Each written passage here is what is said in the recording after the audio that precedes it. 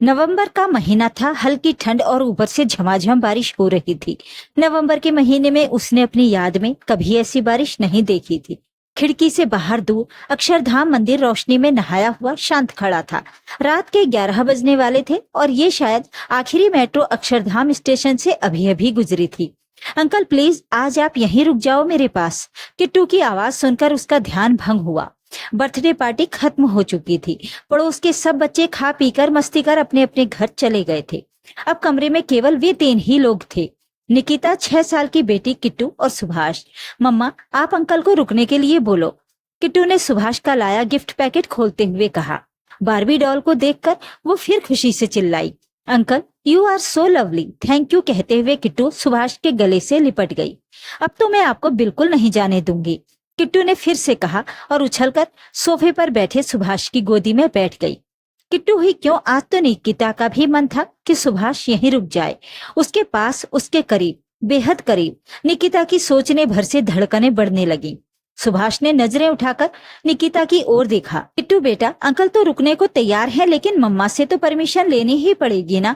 उसकी नजरों में एक शरारत थी। सुभाष की नजरों से निकिता की नजरें टकराईं। वो समझ गई थी कि एक बारिश बाहर हो रही थी और एक तूफान दोनों के भीतर घुमड़ रहा था, सारे बांधों को तोड़ने को बेताब। उसे एक डर सा लगा और उसने न जाने क्या सोचकर किट्टू को मना कर दिया। सुभाष रिश्ते में उसका देवर था और जब वो ब्याह कर गांव आई थी तो तभी समझ गई थी कि वो प्रियांशु का कितना मुंह लगा है। प्रियांशु ने तो सबके सामने कह दिया था, सुभाष मेरा ममेरा भाई ही नहीं, मेरा जिगरी दोस्त भी है। निकिता, तुम्हें मेरे साथ इसके नखरे भी उठाने होंगे। और जब कैंसर से शादी के 4 साल बाद प्रियांशु निकिता को बेसहारा छोड़ गया तो सुभाष ने ही उसे संभाला था। पति की मौत के बाद सारे रिश्ते ऐसे धुंधले पड़ गए जैसे मानो किसी ने कागज पर लिखे अक्षरों पर पानी गिरा दिया हो। डेथ सर्टिफिकेट से लेकर प्रियांशु के bank account, LIC policy claim के लिए भागदौड़ करने से लेकर 2 कमरे का ये छोटा सा फ्लैट निकिता के नाम करवाने जैसे सारे जरूरी काम सुभाष ने ही किए। ये संयोग ही था कि प्रियांशु की मौत से कोई साल भर पहले ही सुभाष का तबादला लखनऊ से दिल्ली हो गया था। 2 साल गुजर चुके थे प्रियांशु को गए। 6 महीने बाद ही उसने स्कूल फिर से ज्वाइन कर लिया। सरकारी स्कूल में टीचर थी तो उसके सामने ये सवाल नहीं था कि अब रोजी रोटी कैसे चलेगी। पहले तो निकिता के दिमाग में कोई बात आई ही नहीं। सुभाष जो भाग भाग कर उसकी मदद कर रहा था उसमें उसे अपने लिए कुछ नहीं लगा था। वो यही सोचती रही कि प्रियांशु का जिगरी दोस्त और भाई होने के नाते शायद वो अपनी जिम्मेदारी निभा रहा है। मगर एक दिन शाम होने वाली थी। सूरज का बड़ा सा गोला अक्षरधाम मंदिर के पीछे छिपने ही वाला था। सोचा चाय बना ले, उसके बाद शाम के खाने का कुछ इंतजाम करेगी। किट्टू खिड़की के पास ही कुर्सी पर बैठी अपना होमवर्क कर रही थी। तभी अचानक दरवाजे की घंटी बजी। इस वक्त कौन होगा, ये सोचते हुए वो उठी और दरवाजा खोला तो देखा सामने सुभाष खड़ा था, हाथों में फूलों का गुलदस्ता लिए। Happy birthday my dear Nikita भाभी, उसने चहकते हुए कहा। निकिता बड़ी हैरान हुई। उसे तो खुद याद नहीं था कि आज उसका जन्मदिन है। सुभाष लाल गुलाबों का बड़ा सा बुके लेकर आया था। उसके बाद तो जैसे सुभाष उसके लिए फूल लाने का बहाना ही ढूंढने लगा था।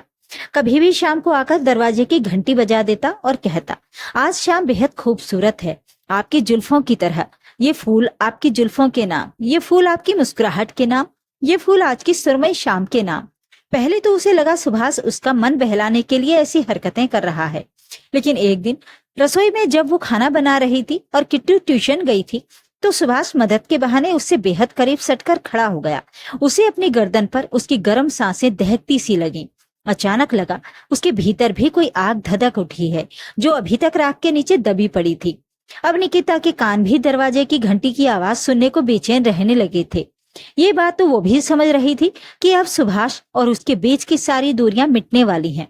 बस कब वो क्षण आ जाए, उसे इसी का इंतजार था।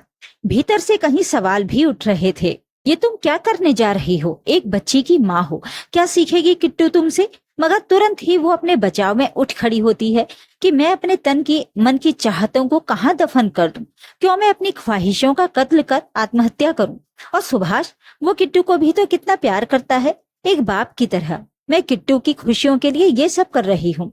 किट्टू की खुशियां यही तर्क देकर वो सब सवालों पर पर्दा डाल देती, मगर ये सवाल हर वक्त उसे घेरे रहते। सुभाष का फोन आया था, निक्की तैयार रहना, फिल्म देखने चलेंगे, नाइट शो। हाँ, किट्टू को पड़ोस की आंटी के पास छोड़ देना। निकिता भाभी की जगह अब वो निक्की हो गई थी। सुभाष की आवाज सुनकर निकिता का रोम रोम उन्मादित होने लगता था और आज तो फिल्म जाने का प्रोग्राम बन चुका था। उसने अपनी कमनीय देह पर नजर डाली कि अभी उम्र ही कितनी है मेरी, मात्र 28 साल। उसे अपने सौंदर्य पर गुरूर हो आया, जैसे कभी कॉलेज के जमाने में होता था। वो सब कुछ भूल गई और भूल भी जाना चाहती थी। उसने अलमारी से शिफॉन की सुर्ख रंग की साड़ी निकाली और स्लीवलेस ब्लाउज। उसने साड़ी पहनी, वो भी अलग अंदाज में।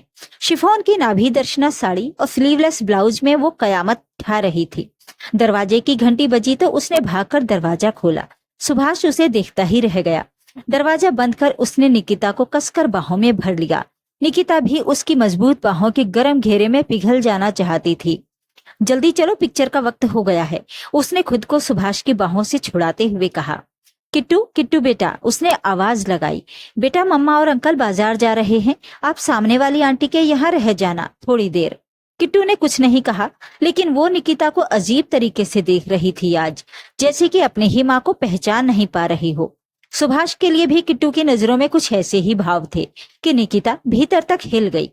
पर्दे पर फिल्म चलती रही और उसके भीतर घमासान।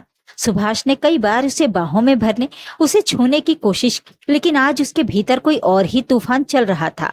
उसने सुभाष के हाथों को झटक दिया। रात घर लौटी तो किट्टू सो चुकी थी। उसने सुभाष से भीतर आने को भी नहीं कहा। वो भी निकिता का बर्ताव देखकर परेशान था। निकिता ने बगल में लेटी किट्टू के बालों में हाथ फिराया। उसके दिमाग का तूफान थमने का नाम नहीं ले रहा था। सवाल पर सवाल। इसमें किट्टू की भी तो खुशी है। उसके मन ने फिर से बचाव के लिए हथियार उठा लिया। अपनी वासना की पूर्ति को किट्टू की खुशी का नाम मत दो। तुम्हें क्या लगता है सुभाष किट्टू को अपने बच्चे की तरह प्यार करता है? धिक्कार है तुम पर निकिता। तुम और सुभाष अपनी शारीरिक भूख को मिटाने के लिए एक नन्ही सी बच्ची का इस्तेमाल कर रहे हो। आज तुमने देखा नहीं कि किट्टू की आंखों में तुम्हारे और सुभाष के लिए कैसा भाव था। एक 6 साल की बच्ची को जब रिश्ते की सच्चाई समझ आ रही है, तो क्या वो बड़ी होकर तुम्हें माफ कर पाएगी? क्या उसकी नजरों में तुम्हारा माँ का दर्जा कायम रहेगा? निकिता, भोग का नाम जिंदगी नहीं है। इच्छाओं और वासनाओं में फर्क होता है। वासनाओं की पूर्ति में खुशी नहीं है। भोग कर तो धरती से न जाने कितने अरबों लोग चले गए, लेकिन इतिहास ने उन्हीं को याद रखा है जिन्होंने त्याग किया, जिन्होंने खुद को तपाया। तुम्हें आज भोग और त्याग के बीच में से किसी एक को चुनना होगा। निकिता, भोग रसातल है जिसकी कोई थाह नहीं है, और त्याग हिमालय की ऊंचाई है। और क्या सिखाओगे किट्टू को? भोग के सहारे जिंदगी काटना आसान होता है, लेकिन ऐसी जिंदगी परजीवी की जिंदगी से बदतर होती है। याद रखो, भोगने की शरीर की एक सीमा होती है, लेकिन त्याग और समर्पण की मजबूती का दुनिया में कोई मुकाबला नहीं कर सकता। ये तुम्हें तय करना है। तुम अपनी बच्ची को कैसे संस्कार देना चाहती हो, भोग या त्याग? उफ, ये कैसा तूफान उठ रहा था निकिता के दिमाग में। इन्हीं सब सवालों से रात भर जूझती रही निकिता। एक पल को भी पलकें नहीं मूंद पाई। पलकें तो नहीं, लेकिन उसने जिंदगी के एक अध्याय को बंद करने का फैसला जरूर कर लिया था। अब भीतर के सारे सवाल मिट चुके थे। अगले दिन संडे था। निकिता रात भर न सोने के बावजूद खुद को तरोताजा महसूस कर रही थी। दिन भर किट्टू के साथ ऐसे ही निकल गया। किट्टू नन्ही जान रात की बात भूल चुकी थी। शाम होते ही फिर से दरवाजे की घंटी बज उठी। उसने दरवाजा खोला। और कौन होता, वो किचन में जाकर चाय का पानी चढ़ाकर ड्राइंग रूम में आ गई। सुभाष उसके करीब जाने का मौका ढूंढ रहा था, और वो ऐसा कोई मौका नहीं देना चाहती थी। सुभाष बीती रात के उस बर्ताव की वजह जानना चाहता था। उसने चाय और नाश्ता ट्रे में लगाकर टेबल पर रख दिया। खिड़की से खुला आसमान नजर आ रहा था।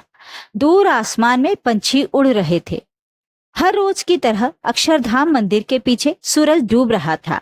मम्मा, वो आसमान में ईगल उड़ रही है ना? हाँ बेटा, निकिता ने प्यार से जवाब दिया और चाय का प्याला सुभाष की ओर बढ़ाया। मम्मा, क्या ईगल सीढ़ी लगाकर इतने ऊंचे आसमान तक जाती है? किट्टू के सवाल पर सुभाष हंस दिया।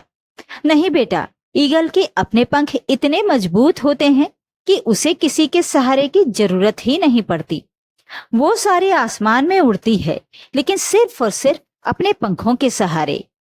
निकिता ने जवाब दिया, बेटा, अपने पंख मजबूत हों तो तुम कहीं तक की भी उड़ान भर सकते हो।